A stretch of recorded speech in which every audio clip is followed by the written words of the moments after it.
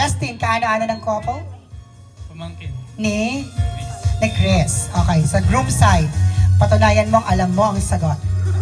Time to answer. Title ng ating first song. Sumayaw sumunod. Sumayaw Sumunod is wrong. Mali yung coach mo. Who wants to steal?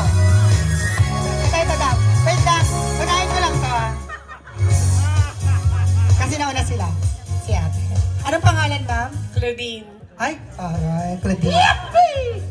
Mukhang malapit-lapit naman po kay Claudine. Pero mukha pong Marjorie, Mas maganda yun. Claudine.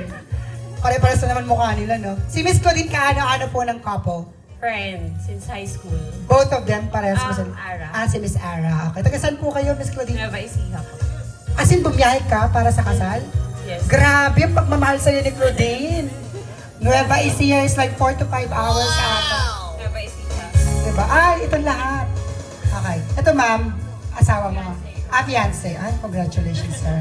Miss Claudine, title ng ating first song Awitin mo, isasayaw ko by is DST. correct. Now, Miss Claudine, it's time to sing the song. Palakpakan niyo naman si Miss Claudine. Let's go! Iba masarap sa pagtitingin natin. Yes, ang mga taga-Nueva Ecija, magaling sumayaw. Si mga speaker, I won't know magbuhali mo. Let's go, ma'am! Pangako ko naman. Hanggang chorus. Magpakailanman. Parang parang-paras po kayo ng boses. Ay, ayaw na ni Miss Claudine. Is correct. Sir, feeling ko, umaasa ako na mahihigitan mo yung performance ni Claudine.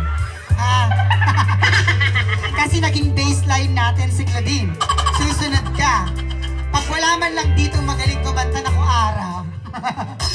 It's time to sing this song, sir.